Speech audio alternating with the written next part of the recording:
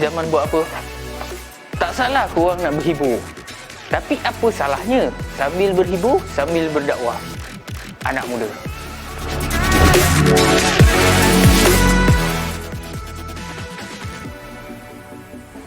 Demi kesatuan ummah, memperkasa ekonomi Hufaz.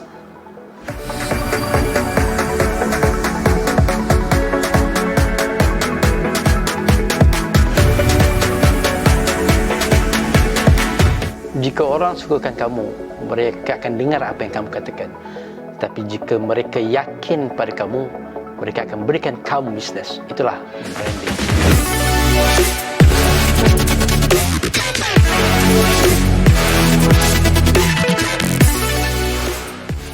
Manusia tidak berharap untuk menang, bersedia untuk kalah.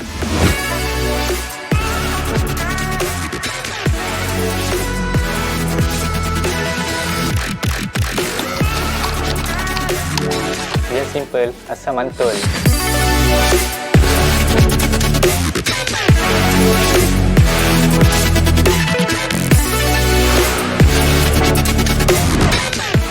Hidup bagaikan sebuah perjalanan. Semakin jauh kita berjalan, semakin banyak halangan yang kita perlu tempuh. Keimanan, kesabaran menjadi penentu untuk kita terus maju ke depan.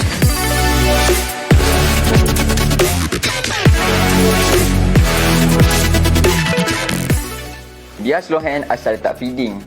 Menang kalah adat pertandingan. Kita masuk enemy auto merinding. Dengan izin Allah, pasti tiada halangan.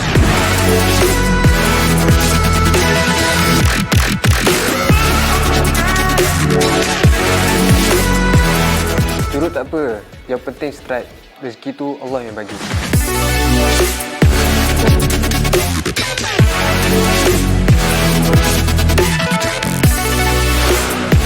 Kata-kata bukan nista, tapi azimat.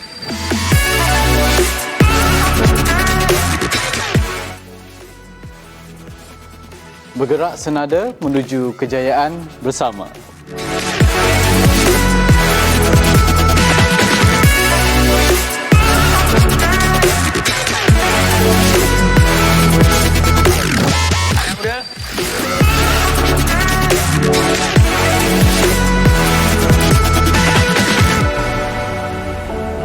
Alamak, mantap Syekh.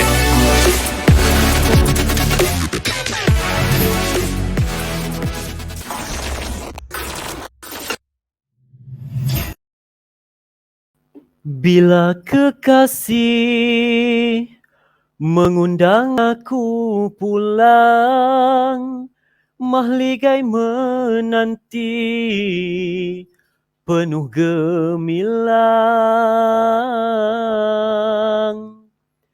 Bila kekasih menyingkap tabir cinta, tiada terbatas dengan kata-kata. Dapatkah aku membalas dengan air mata, tanda syukur menerima setelah sekian lama menghamba hidup pada dunia. 1000 tahun takkan sama, sesaat bersatu dalam nyata. Kerana kasihku sanggup korbankan jasad dan nyawa. Terang bulan kerana mentari, hadir bayang kerana cahaya. Begitulah cinta kita.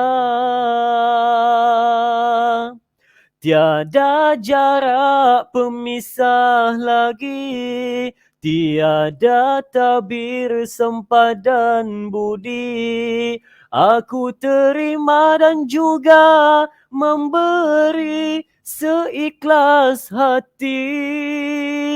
1000 tahun dan sejuta langkah, 1000 tahun bersinar cinta, kita bertemu di penghujung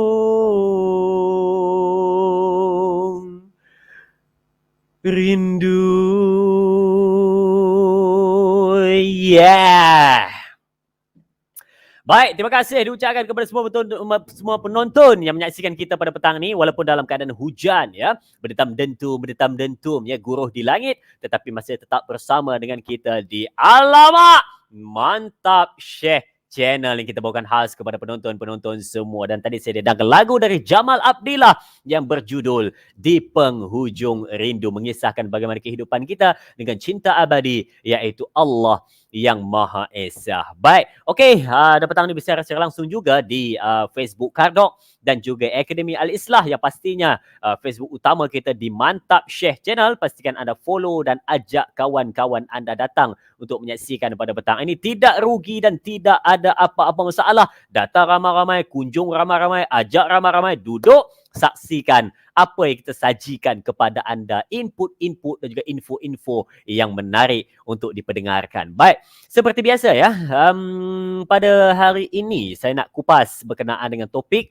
yang kita ambil daripada satu hadis Nabi SAW yang dimuatkan di dalam kitab 40 hadis peristiwa akhir zaman, yang mana kita membaca pada hadis yang ke-39, 36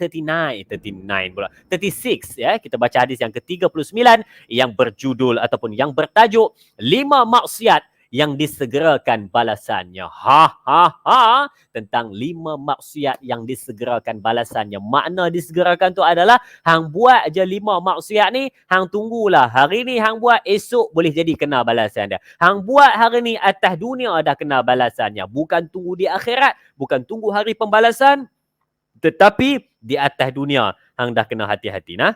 Baik.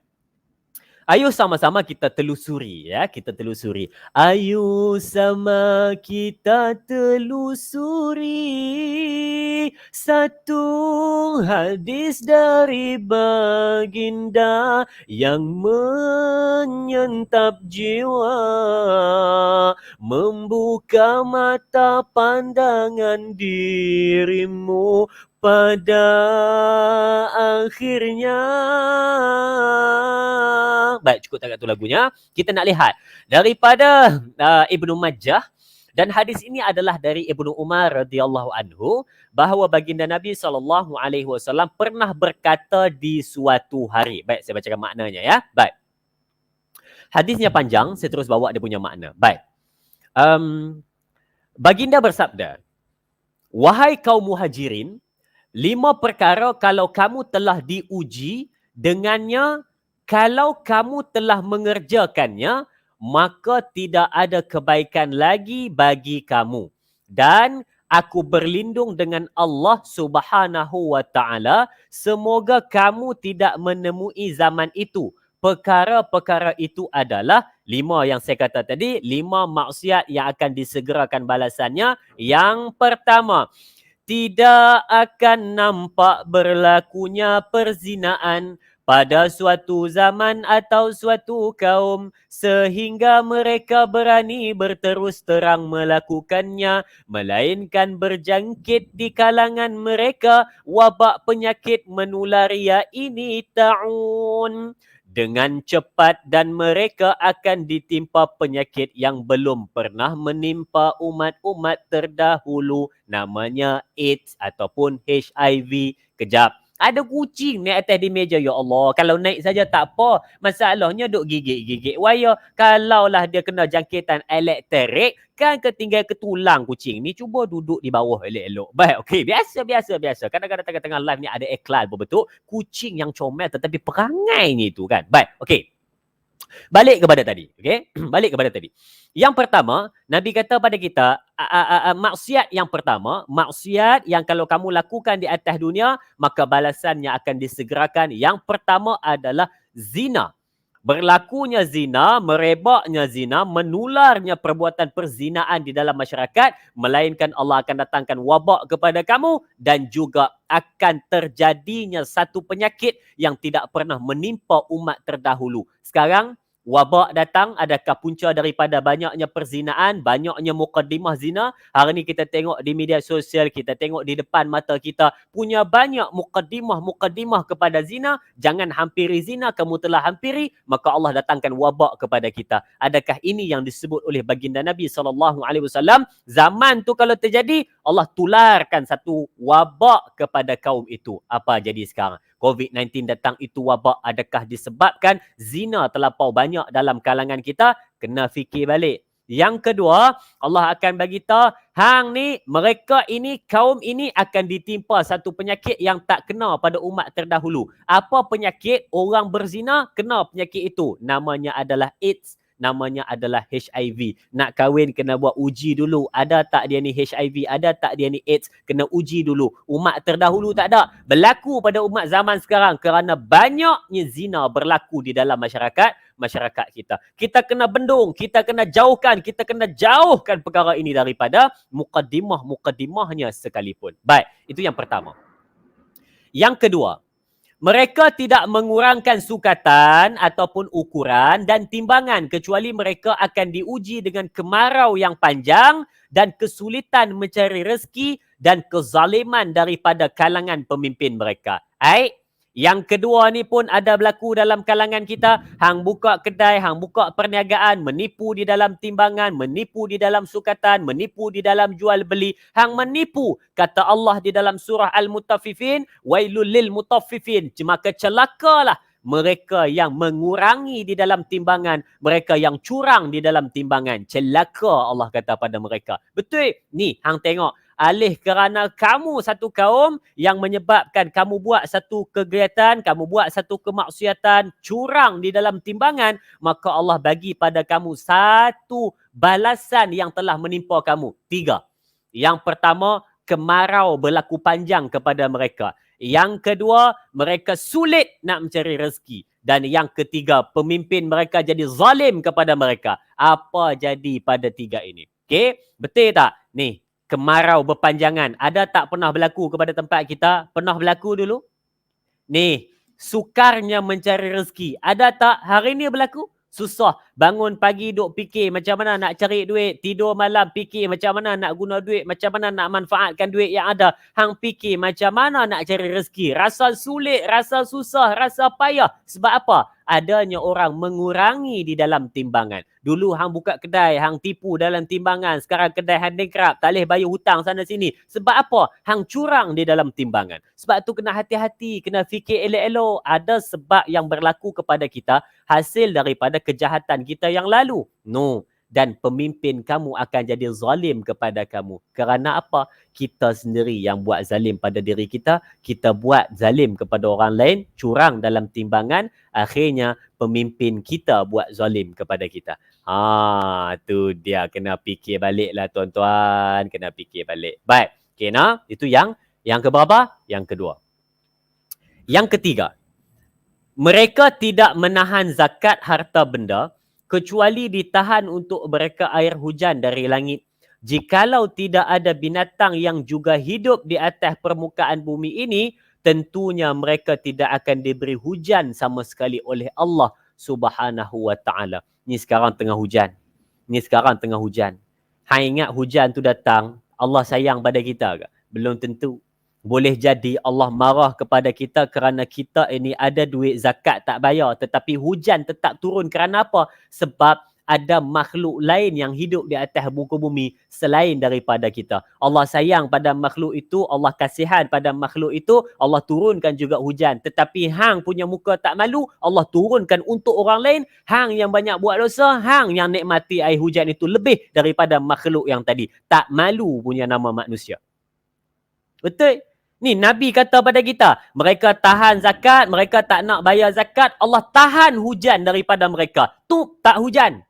Tiba-tiba, ya Allah, bagilah hujan, bagilah hujan. Minta ampun dosa hang tak minta ampun. Hang tak bayar zakat, hang tak minta ampun. Tapi hang minta doa, ya Allah, bagilah hujan, bagilah hujan. Tiba-tiba hujan turun. Oh, Allah sayang pada kita, Allah kasihan kepada kita. Stop lah, brother. Allah turunkan hujan tu bukan untuk hang. Allah turunkan hujan untuk makhluk lain. Hang muka tak malu pi guna hujan tersebut. Pilah minta ampun pada dosa-dosa yang belum diminta ampun pada Allah Subhanahu wa taala. Ingat balik. Ni kat rumah saya sekarang tengah hujan sekarang. Syukur alhamdulillah hujan turun membasahi bumi. Kadang-kadang ada orang marah pada hujan. Dia nak buat kerja apa, dia nak main bola ke, dia nak buat apa ke, tiba-tiba hujan turun. Dia kata, celakui sungguh orang nak buat kerja tiba-tiba hujan pula. Marah betul lah macam ni, tergendala kerja aku. Bang, relax lah bang, hang nak marah pada hujan. Kenapa? Kalau hang tak perlukan hujan, ada makhluk Allah lain yang perlukan hujan. Kalau hang tak perlukan hujan, jiran sebelah rumah hang perlukan hujan. Hang jangan marah pada hujan. Hujan Allah yang turunkan. Punyalah biadab kita sebagai manusia. Allah turunkan hujan, kita marah pada hujan. Hujan pula. Orang nak buat kerja apa semua ni. Hujan pula. Geram sungguh lah. Benci sungguh lah. Hujan pula. Marah. Kenapa? Hujan ini turun rahmat. Berdoa ketika hujan, ada can doa makbul. Mandi dalam air hujan, ada can nak tahu hang ni ada penyakit apa dalam diri. Apa pasal abang nak marah pada hujan? Jangan marah pada hujan. Ni bila orang dah buat dosa, tak bayar zakat, tak keluar zakat harta, zakat segala-segala benda zakat, tiba-tiba Allah tahan hujan, apa macam? Inilah namanya satu balasan yang disegerakan kepada mereka yang tidak berbuat baik atas bumi Allah Subhanahu wa taala. Yang keempat, mereka tidak melanggar janji-janji Allah dan Rasul kecuali Allah turunkan kepada mereka musuh ke atas mereka yang akan merampas sebahagian daripada apa yang ada di tangan mereka. Ni dia. Hang langgar janji hang pada Allah. Solat kan? Inna salati wa nusuki wa mahyaya wa mamati lillahi rabbil alamin. Apa maknanya? Sesungguhnya ibadahku, sesungguhnya hidupku, sesungguhnya matiku hanyalah untukmu. Wow. Janji pada Allah. Nak buat itu, nak buat ini, nak buat baik, tak nak buat kemungkaran. Lalas sekali hang buat. Maka bila mana hang langgar janji hang dengan Allah, dengan Rasul, maka Allah akan turunkan pada hang musuh yang mana akan merampas harta hang daripada ada di tangan hang. Jangan pandang musuh ini pencuri. Jangan pandang musuh ini adalah orang yang nak meragut beg tangan kita. Yang Allah sebut di sini, Allah akan turunkan musuhnya akan merampas harta mereka. Boleh jadi rumah hang tengah elok, banjir datang, habis tanam tanaman. Merampas sebahagian harta.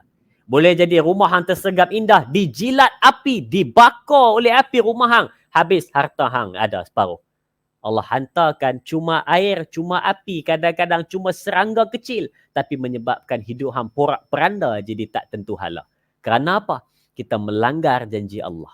Dan yang kelima, apa yang mereka buat menyebabkan balasan Allah itu sampai kepada mereka dengan segera, dengan cepat, tak lambat sesaat, tak cepat saat, sampai pada masanya.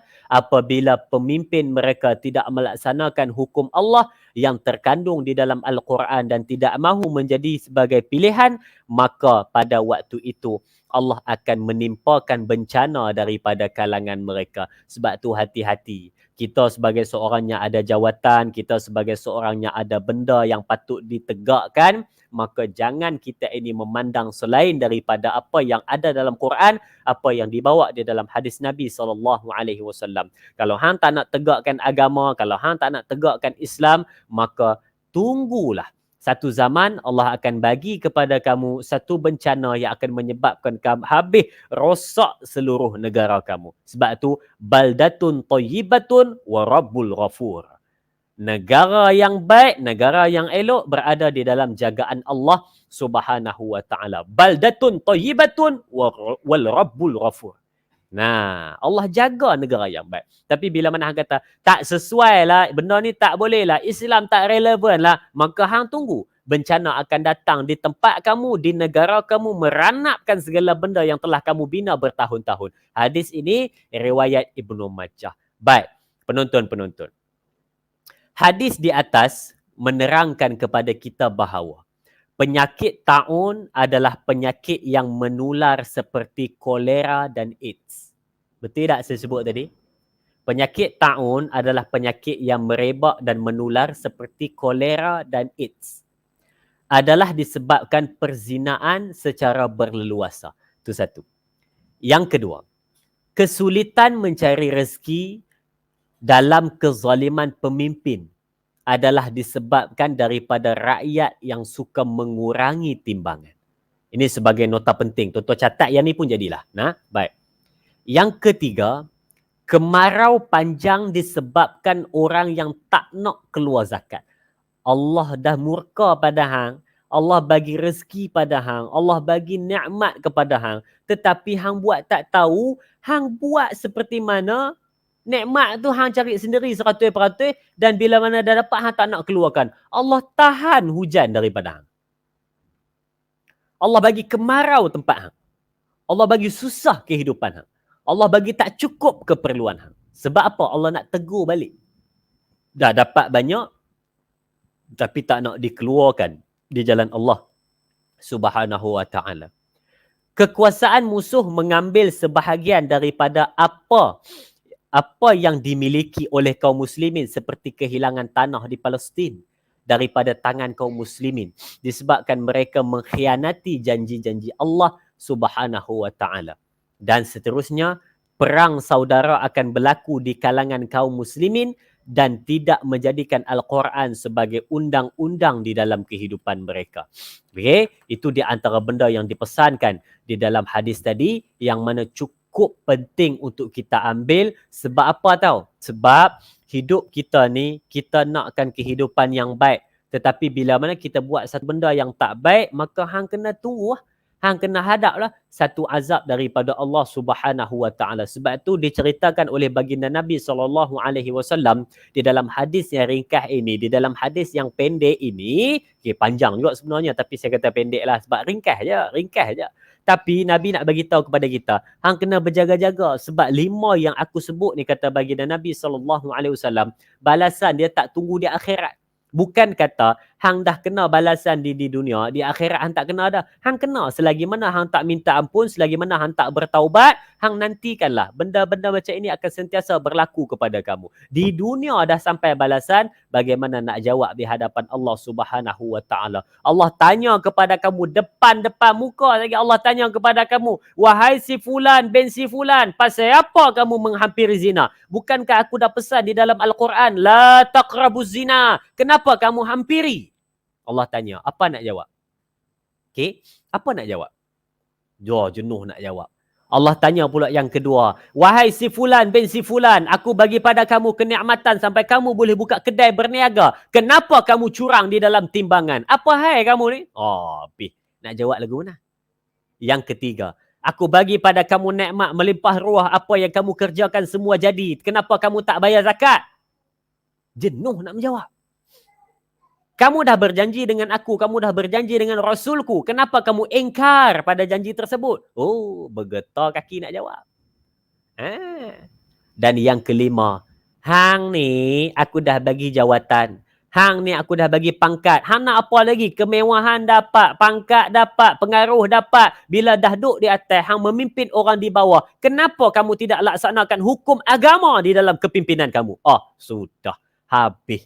Macam mana nak jawab ni? Macam mana nak jawab? Jadi sebelum dipersoal di hadapan Allah Subhanahu wa taala, buatlah sehabis baik di atas dunia supaya nanti di akhirat kamu terlepas dan di dunia juga kamu tidak akan dapat balasan yang disegerakan seperti mana yang disebut oleh baginda Nabi SAW, insya-Allah. Jadi sebagai nota penting untuk penutup saya pada petang ini, 3 benda saya nak bagi kepada tuan-tuan. Yang pertama, kita hidup di atas dunia kena takut 2 benda. Yang pertama, takut buat dosa. Yang kedua, takut amalan ditolak. Ini nombor 1. Takut buat dosa, takut amalan ditolak. Yang kedua, kita sebagai hamba Allah kena berpegang teguh dengan Al-Quran dan Sunnah, ikut. Sebab taraktu fikum amrain lan tadillu abada in tamassaktum bihima kitabullah wa sunnati. Aku tinggalkan kepada kamu dua perkara, selagi mana kamu berpegang dengan keduanya, maka kamu akan selamat selama-lamanya. Yang pertama Al-Quran dan yang kedua sunnah. Yang ketiga, saya nak pesan kepada penonton-penonton, bila mana kita hidup, setiap nikmat yang Allah bagi kepada kita cuma pinjaman, jangan belagak, jangan sombong dan jangan kufur nikmat. Sebaliknya, dapat nikmat apa-apa, ayuh kembalikan ke jalan Allah Subhanahu wa ta'ala. Itulah 3 nota penting yang saya nak kongsikan kepada penonton-penonton semua. Baik. Dapatkah aku membalas dengan air mata, tanda syukur menerima setelah sekian lama menghamba hidup pada dunia. 1000 tahun takkan sama, sesaat bersatu dalam nyata. Kerana kasihku sanggup korbankan jasad dan nyawa. Terang bulan kerana mentari, hadir bayang kerana cahaya. Begitulah cinta kita, tiada jarak pemisah lagi, tiada tabir sempadan budi. Aku terima dan juga memberi seikhlas hati. 1000 tahun dan sejuta langkah, 1000 tahun bersinar cinta. Kita bertemu di penghujung rindu. Ayo sama-sama. Kita bertemu di penghujung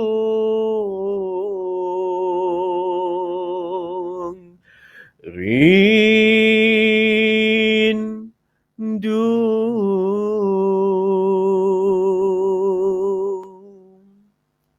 Sekian. Baik, terima kasih diucapkan kepada semua penonton yang menyaksikan kita pada petang ini di Facebook Kardok, Akademi Al-Islah dan juga Facebook Mantap Syekh. Moga dapatkan info-info yang menarik untuk dikongsikan. Seperti biasa, bersama dengan kita Isnin sehingga Ahad, daripada pagi sehingga ke malam, kita sajikan kepada anda perkongsian-perkongsian yang sangat-sangat bermanfaat untuk penonton semua. Like, follow dan komen banyak-banyak dekat kita punya Facebook dan juga kita punya YouTube channel Mantap Syekh Channel dan dapatkan info-info berkenaan dengan iHufaz. Sekian, selamat berhujung minggu kepada anda. Rehat di rumah, jaga diri, jaga keselamatan. Sama-sama kita putuskan rantaian wabak COVID-19. Sekian, Assalamualaikum warahmatullahi wabarakatuh. Alamak, Mantap Syekh.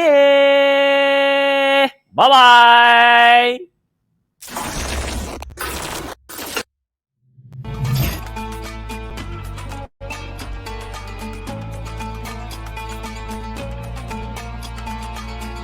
Terima kasih kepada tim Sayang Al-Quran. Terima kasih kepada NGO Sayang Al-Quran. Terima kasih kepada Sayang Al-Quran. Terima kasih kepada Pertumbuhan Sayang Al-Quran. Terima kasih Sayang Al-Quran. Terima kasihlah kepada Pertubuhan Sayang Al-Quran. Terima kasih. Terima kasih kerana memberikan Al-Quran.